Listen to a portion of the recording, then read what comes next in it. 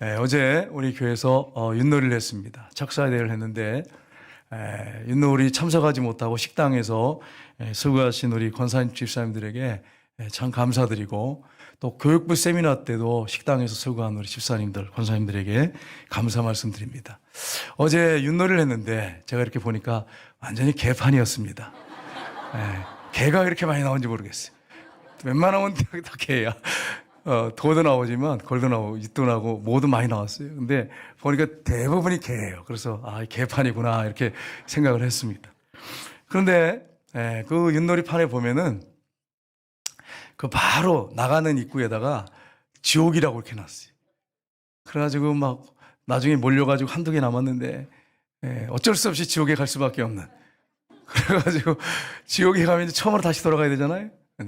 권사님 지옥 갔다고 박수를 치고 춤을 추는 사람이 있고, 사모가 갔다고 막 박수를 치고 춤을 추고 목사가 갔다고 그래 지옥 갔다고 그래 박수를 치는 분도 있었어요. 이제 우리 가만히 보니까 전도회를 내가 지켜봤어요. 근데 어머니 전도회하고 딸 전도회가 붙었는데 엄마가 지옥에 가서 막 딸이 기뻐가지고 지옥 갔다고 박수를 치면서 좋아하는 걸 보면서 제가, 야, 얘네 승부욕이 이게 보통이 아니구나. 우리가 지옥에 가면 안 됩니다. 지옥에 가면 안 되는데, 이건 지옥이 아니고 처음으로 다시 가는 건데, 이제 이걸 쉽게 표현해서 그냥 지옥 이렇게 한 거지, 지옥은 아닙니다. 여러분 오해하시면 안 돼. 처음으로 다시 가는 거죠. 그죠? 그리고 또 천국도 있어요. 그래서 바로 앞에까지 그냥 나갈 수 있도록 그렇게 하는 것도 있었어요. 참 즐겁고 기쁜 교제의 시간이었습니다. 이렇게 화목하는 거 하나님 기뻐하세요. 서로 사랑하고 서로 하나 되고, 너희는 모든 사람과 할 수만 있으면 다 화목하라 이렇게 말씀했잖아요. 우리가 이 직분을 받았습니다. 그래서 화목하게 힘써야 돼.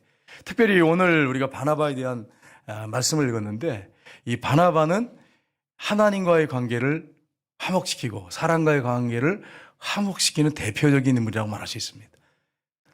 이 바나바가 없었으면 바울 사도가 존재하지 않았습니다. 그렇게 아주 훌륭한 하나님의 사람이었습니다. 오늘 본문에 이 바나바가 나오는데, 우리가 이 바나바를 살펴보기 원합니다. 특별히 우리 교회에서 이 바나바 교육을 지금 2주째 했습니다.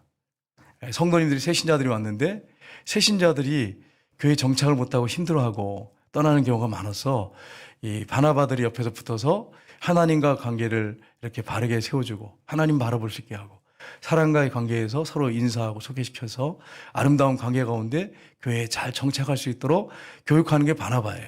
그래서 지금 2주 했는데 앞으로 계속 꾸준히 살펴보면서 우리가 새가족들이 왔을 때 새가족들이 하나님 바라보고 또 서로 하나 될 수 있는, 서로 화목할 수 있는 그런 아름다운 사역이 되었으면 참 좋겠습니다. 그래서 오늘 본문을 그냥 제가 정한 게 아니고, 기도하는 가운데 성령님께서 이 바나바에 대한 말씀을 주셔서 말씀을 준비해서 여러분한테 전하니까, 여러분 이 말씀을 통해서 여러분이 바나바 사역을 하는 분도 있지만, 내가 바나바 사역을 하지 않고 성도라고 할지라도, 예배 참석하는 분이라 할지라도 내가 어떤 사람이 되어야 하는가를 우리가 말씀을 통해서 살펴보면서 같이 은혜를 나눴으면 좋겠습니다. 그래서 오늘 본문의 바나바를 살펴보게 하는데, 바나바는 어떤 사람인가 하는 것입니다. 첫 번째는 사람을 세우는 사람입니다.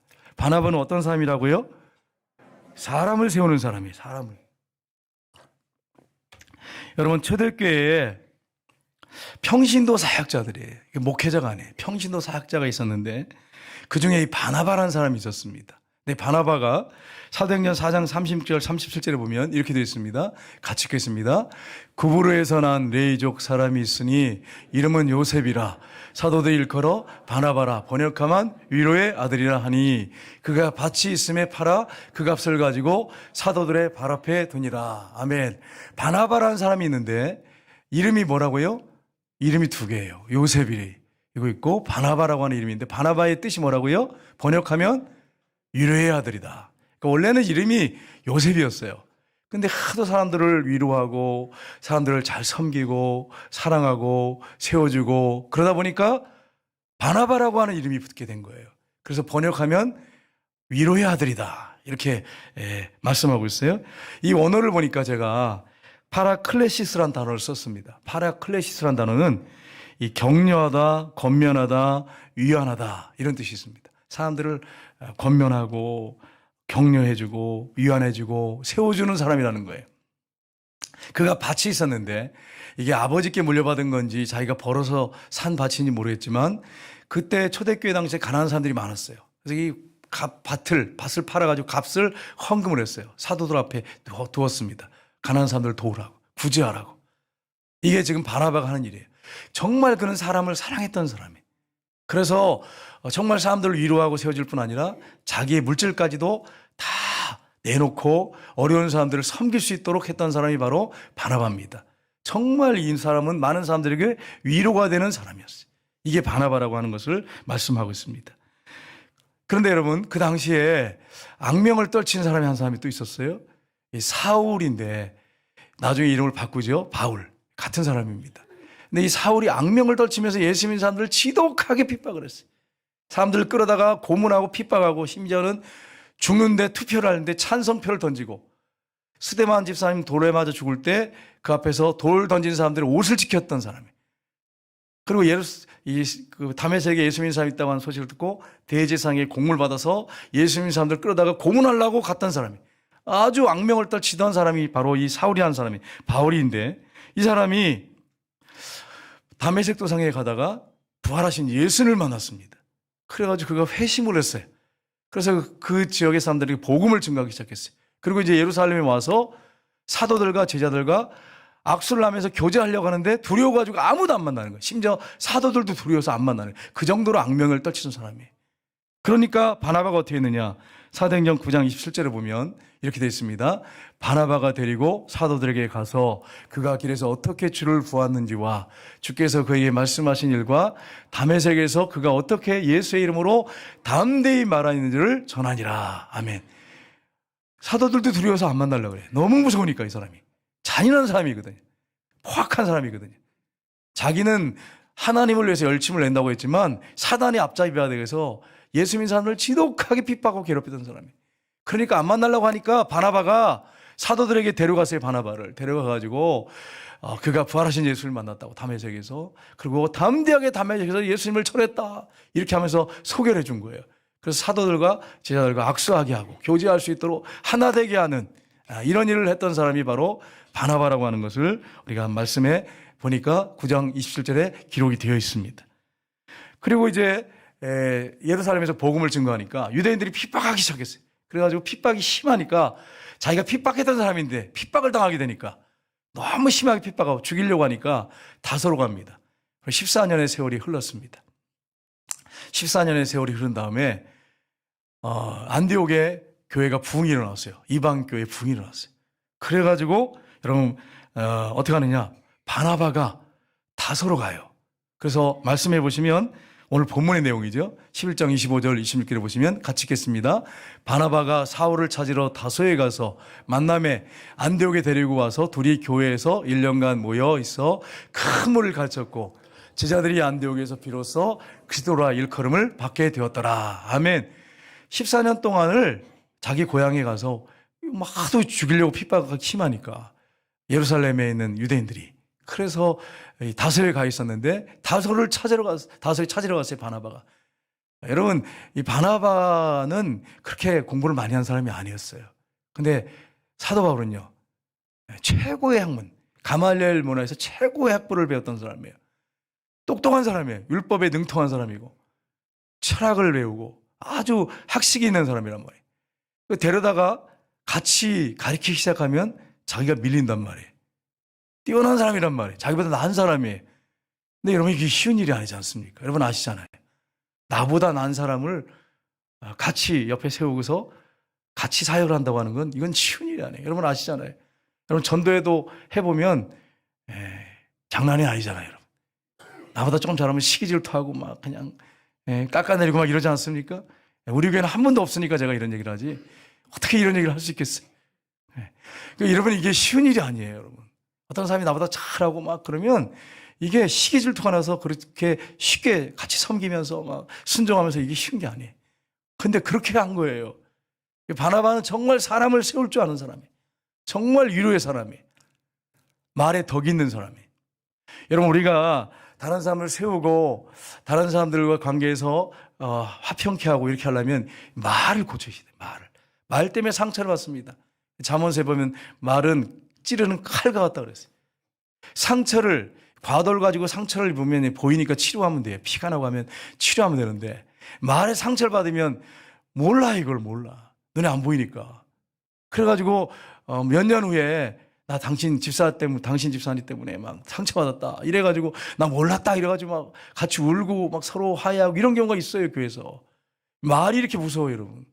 말은 상처를 냈는지도 몰랐어, 본인은. 근데 그 사람은 치명적인 상처를 입고 그것 때문에 가슴 앓이하고 힘들어하고 말은 못하겠고, 내성적인 사람은 특히 더 그러죠.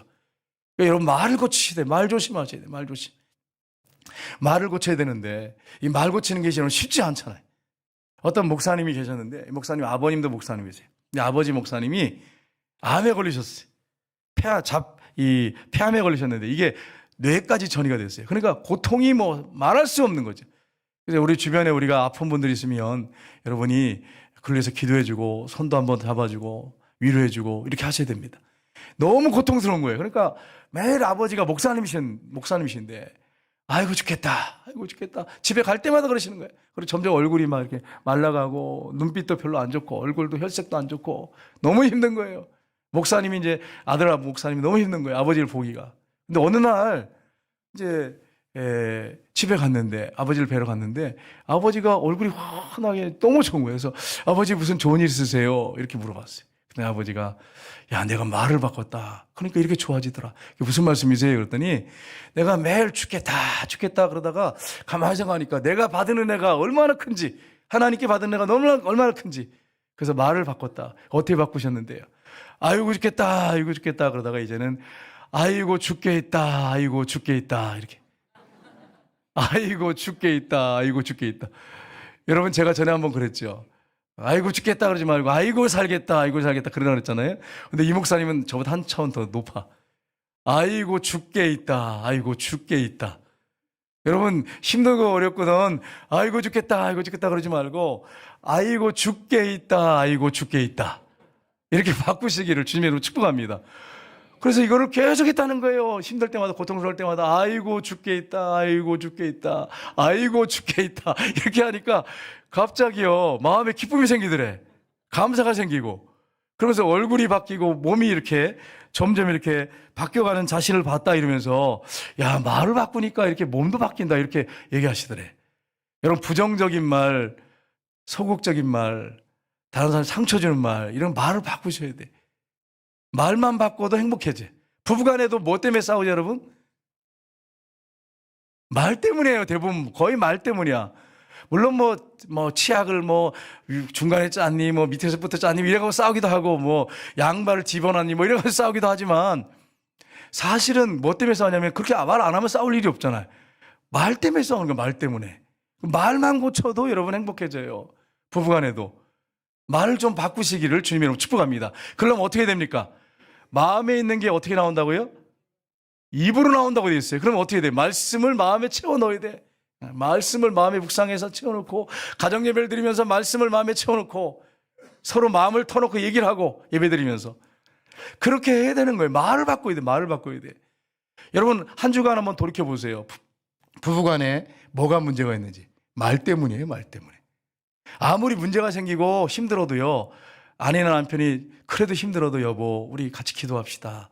많이 힘들었죠. 이렇게 하면서 막 하면 되는데, 당신 때문에 이런 일이 벌어졌잖아. 당신 뭐 했어? 막 이렇게 하면서 맨날 당신 그러잖아. 그런 생각을 하고 그런 말을 하고 맨날 그런 식으로 얘기를 하니까 가정이 지옥이 되는 거예요. 말을 바꾸셔야 돼. 기도하셔야 돼. 기도하시면서 성령 충만을 구해서 성령 충만한 가운데 여러분 말을 하셔야 돼. 그래서 어떤 목사님이 그런 말씀하셨어요. 나는 말씀을 보기 전에, 성령 충만을 받기 전에는 사람들한테 말을 하지 않았대요. 저도 사람이에요. 저도 말을 실수할 때가 많습니다. 솔직히 얘기해서. 조심해야 되는데 농담한다고 그냥 웃으려고 한마디 던지는데 사람한테 상처 주는 말을 나도 모르게 하는 경우가 있어요. 안 하려고 하는데도 어떻게 사람이다 보니까 하고 나서는 회개하지만 그게 쉬운 게 아니에요. 여러분, 쉬운 게 아니에요. 여러분도 경험하셨잖아요. 그때 내가 입만 조심했으면 내가 상처를 안 줬을 텐데. 여러분 많이 하시잖아요. 여러분 남편한테도 그렇고 아내한테도 그렇고 마찬가지잖아요. 교회 안에서도 그렇잖아요. 그러니까 말을 바꾸시려면 말씀을 많이 묵상하셔야 돼. 성령 충만 구하고, 그래서 성령 충만한 가운데 말을 하셔야 돼. 덕스러운 말을 그렇게 하셔야 돼. 그래야 사람을 세워줄 수 있습니다. 남편을 세워줄 수 있고 자녀를 세워줄 수 있습니다. 엄마는 자녀들과 잘 되기 원하는데 사랑 표현 방법이 잔소리로 나오잖아. 잔소리. 짜증 섞인 잔소리로 나오잖아. 그러니까 어떻게 됩니까? 애들이 상처만 받지 바뀌질 않아요. 엄마가 미워 죽겠는 거야. 말이 이렇게 중요해요, 여러분. 말이 중요해. 그래서 말씀을 마음에 많이 묵상하시고 성령 충만해서 정말 그 마음이 그런 영적인 상태가 바르게 된 다음에 말하셔야 돼. 그래야 다른 사람들에게 플러스 되는 말을 할 수 있어요. 저 여러분이 그렇게 사람들을 말로 세워주는 역사가 있기를 주님의 이름으로 축복합니다. 행동도 중요해요. 행동도 조심하게 하는 것도 중요해요. 그런데 말 때문에 많은 문제가 일어납니다. 그래서 말을 말씀드리는 거예요. 바나바는 사람을 세워주는 사람이에요. 데려다가 관계를 좋게 만들어주고 좋은 사람이다. 예수님 만났다. 이렇게 하면서 말로 세워주잖아요. 말로. 그리고 이분들한테 또 이렇게 지혜롭게 잘 얘기하고. 그러니까 여러분, 우리가 이런 사실을 알고 우리가 말을 고치는 그런 성도들이 돼서 가정에서나 교회에서나 화목을 이루는 그런 사람들이 되어야 됩니다. 두 번째는 바나바는 하나님의 은혜를 나누는 사람입니다. 여러분, 바나바는 어떤 사람이라고요? 하나님의 은혜를 나누는 사람이에요. 세반이 돌에 맞아 죽을 때 큰 대대적인 핍박이 교회에 있었습니다. 사람들이 막 흩어져가지고 유대인들에게만 복음을 전거했어요. 근데 성령이 역사하셔가지고 이방인들 헬라인에게 안디옥에 가서 복음을 전거했어요. 그래서 여러분, 사도행전 11장 21절을 보겠습니다. 같이 읽겠습니다. 주의 손이 그들과 함께 하심에 수많은 사람들이 믿고 주께 돌아오더라. 하나님의 능력으로, 주님의 능력으로 수많은 사람들이, 이방인들이, 유대인이 아니고 이방인들이 주께 돌아온 역사가 있었습니다. 그러니까 예루살렘 교회 회의가 벌어졌어요. 야, 이방 교회가 부흥한다더라. 이거 어떻게 하냐. 그럼 우리가 파송해야 되잖아. 사람 파송해서 잘 영적으로 바른 길을 가도록 지도해야 될 거 아니냐. 그 회의가 벌어졌어요. 그래서 선택된 사람이 있어요. 오늘 본문에 나오죠. 22절, 23절 보겠습니다. 같이 읽겠습니다.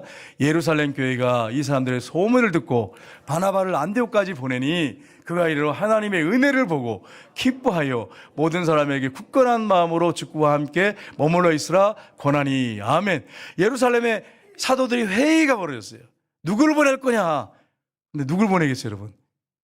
정말 사랑이 많고 말에 정말 허물이 없고 덕 있는 사람, 다른 사람을 세워주고 위로해주고 격려해주고 그 사람을 보냈어요. 누굽니까? 바나바예요. 바나바를 보냈어요. 우리 한번 지도를 보겠습니다. 이 지도를 보시면은 예루살렘이 있죠. 그 위로 올라 쫙 들어가면 수리아 안디옥에, 수리아 쪽이 안디옥에, 저쪽에 보면 안디옥이 또 하나 있습니다. 비두니아 안디옥이라고 그러죠. 여기가 아니고 예루살렘 위쪽에 있는 수리아 안디옥에, 그 위에 보면 다소라고 있죠. 사도 바울이 거기서 어릴 때 성장했던 곳이에요. 그 안디옥 거기에 이방인 헬라인들이 많이 모였었는데 거기에 대대적인 부흥이 일어났어요. 하나님의 역사로, 주님의 손의 역사로, 도움의 역사로. 그래서 안디옥까지 예루살렘에서 파송을 한 것입니다. 근데 이 바나바가 뭘 봤다고 했습니까?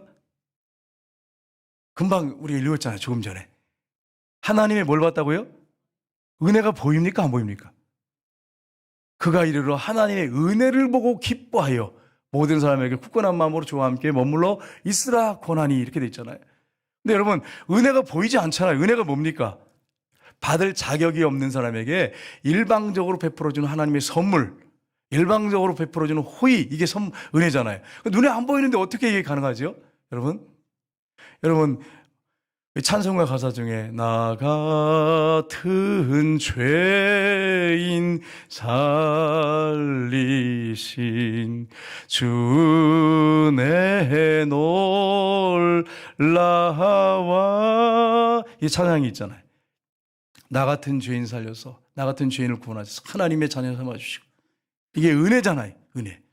그러니까 자기가 은혜를 참했기 때문에 안디옥에 가서 보니까 하나님의 은혜가 풍성하게 넘치고 있는 거예요. 죄인들이 죽게 돌아와 구원받는 것이 보이는 거예요. 그 은혜를 봤어요. 하나님의 은혜를. 이방인들에게 베푸신 하나님의 풍성한 은혜를 본 거예요.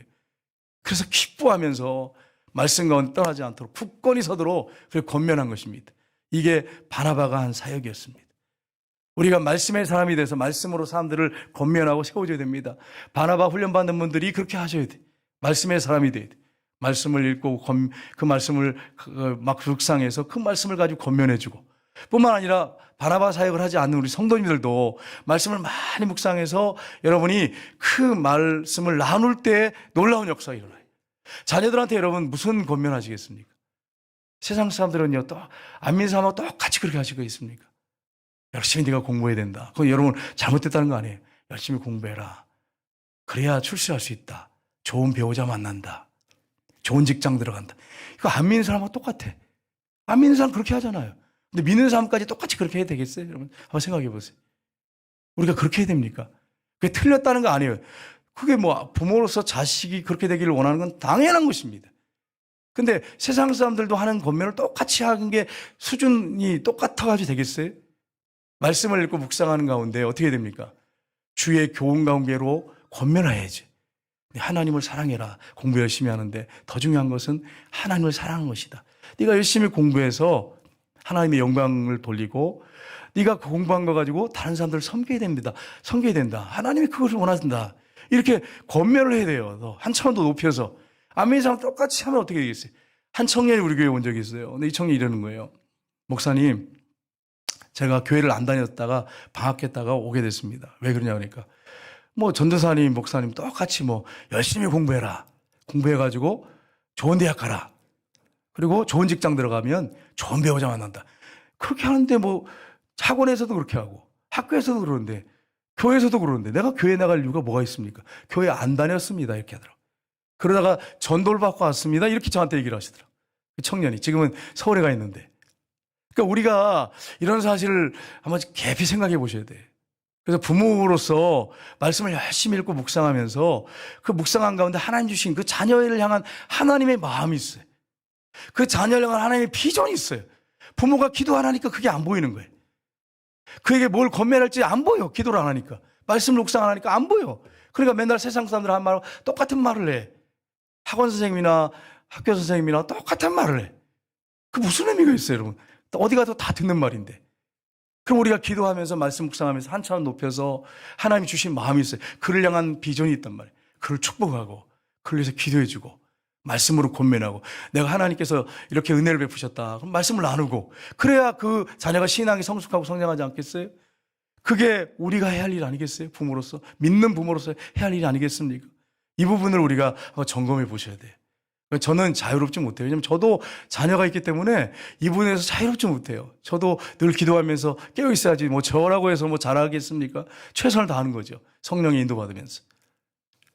그래서 여러분 하나님의 은혜를 아는 그 자녀가 그렇게 된 것 여러분 여러분의 힘과 노력만 가지고 된 거예요? 그의 노력만 가지고 된 겁니까? 하나님의 은혜가 있었잖아요. 그걸 놓치면 안 되잖아요. 하나님의 은혜를 이렇게 우습게 여기면 안 되잖아요. 베풀어 주시는 은혜가 얼마나 큰데. 여러분 하나님의 은혜를 알았어요. 그래서 여러분 바나바를 보낸 것입니다. 성경에 보면 하나님이 자신의 성품에 대해서 분명하게 모세에게 말씀하십니다. 뭐라고 말씀하시냐? 시내산에서 하나님께서 모세를 올라와라. 법궤를 십계명을 받으러 올라와라고 말씀하세요. 올라왔을 때 하나님이 그 앞에서 말씀하십니다. 나는 어떤 하나님이다 이렇게 말씀하세요. 우리 한번 성경 구절 보겠습니다. 출애굽기에 보시면 같이 읽겠습니다. 여호와께서 구름 가운데 강림하사 그와 함께 거기 서서 여호와의 이름을 선포할세. 여호와께서 그 앞에서 지나시며 선포하시되 여호와라 여호와라 자비롭고 은혜롭고 노하기를 더디하고 인자와 진실이 많은 하나님이라. 아멘. 우리 하나님은 어떤 하나님이라고요? 자비로우신 하나님이에요. 자비로우신 사랑이 많은 하나님이에요. 예. 한문으로 보면 사랑이 많은 하나님. 그 다음에 은혜로우신 하나님, 노하기를 더디하신 하나님, 오래 참으시는 분이에요. 인자와 진실이 많은 하나님.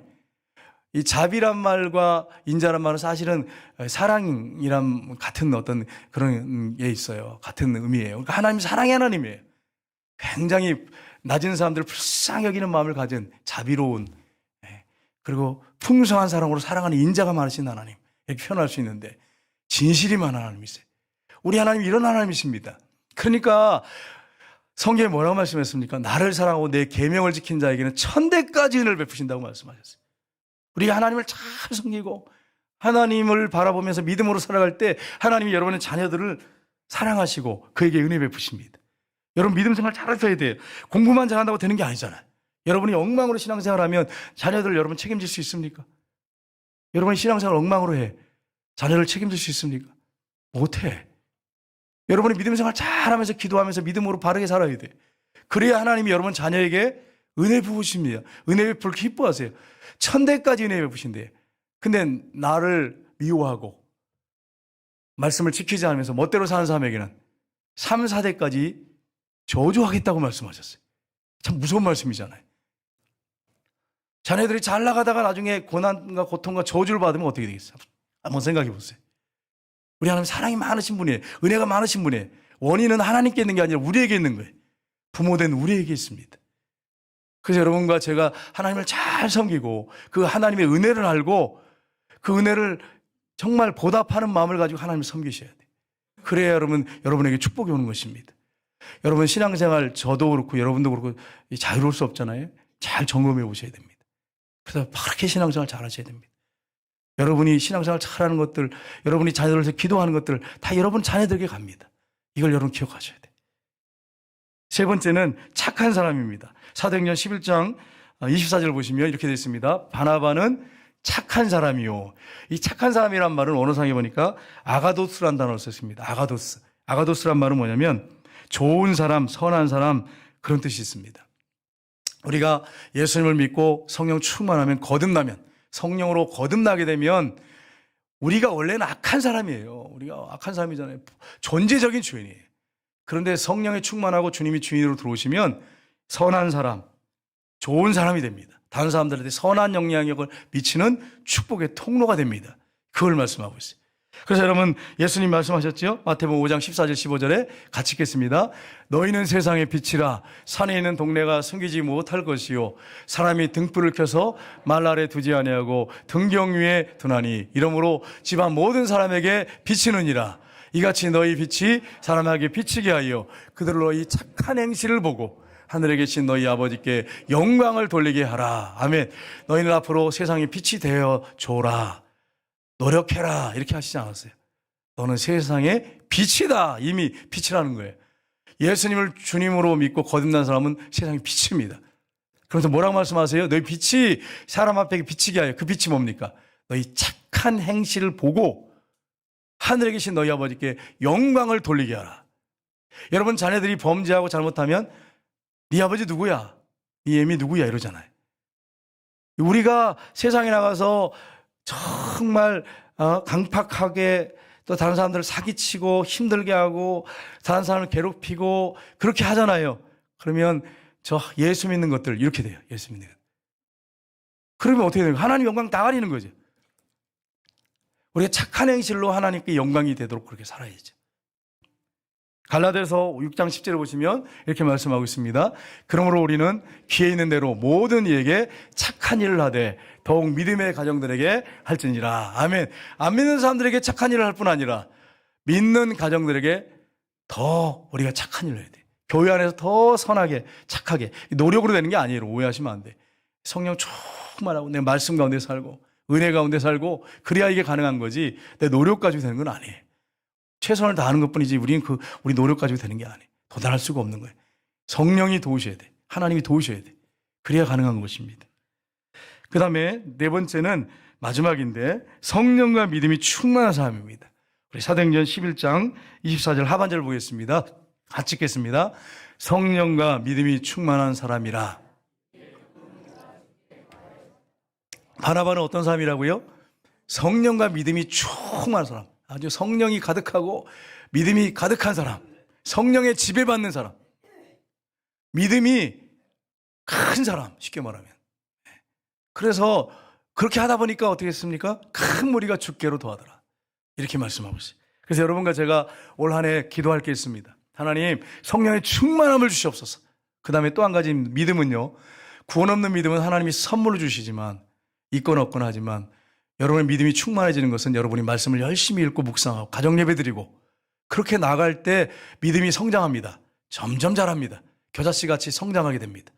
그래서 큰 나무가 돼서 새들이 깃드는 그런 나무가 되는 것입니다.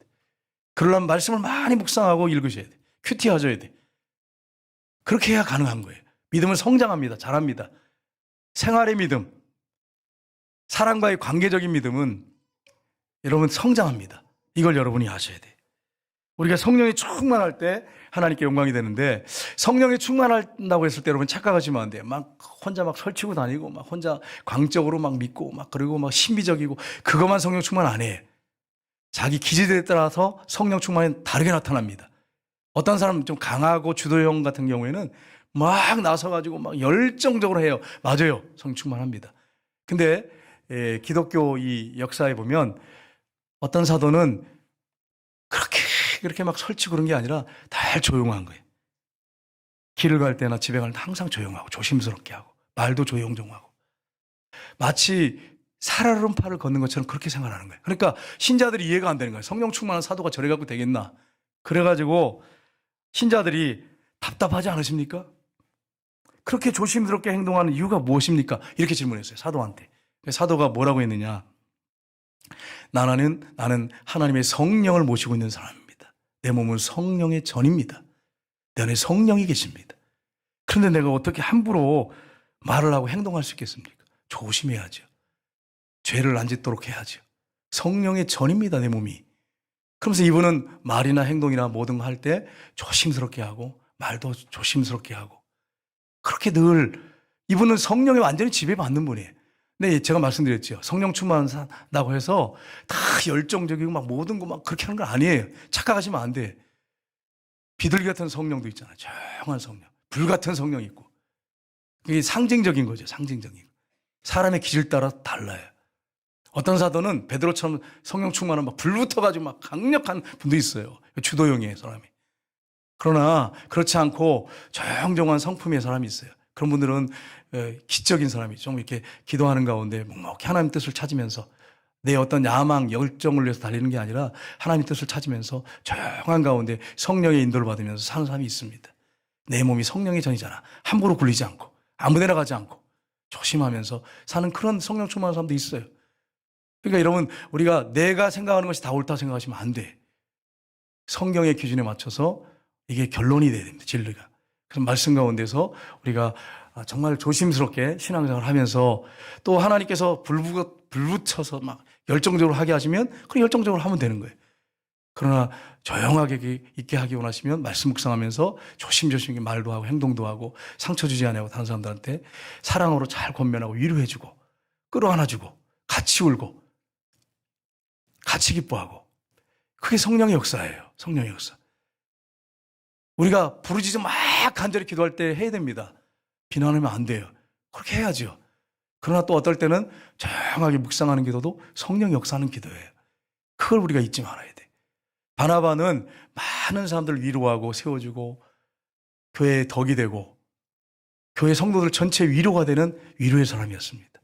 바나바가 해야 할 일이 이런 일이고 저와 여러분이 해야 할 일이 이런 일입니다. 그래서 여러분 한 해 동안 우리가 주변에 있는 우리 성도들 아픔 가운데 있는 성도를 사랑으로 잘 돌봐주고 위로해주고 기도해주고 잘 섬겨서 하나님이 영광 받으시고 또 우리 성도들이 건강하게 잘 성장하고 하나님 바라보고 우리 교회가 화목해지는 놀라운 역사들이 있기를 주님의 이름으로 축복합니다. 우리 찬양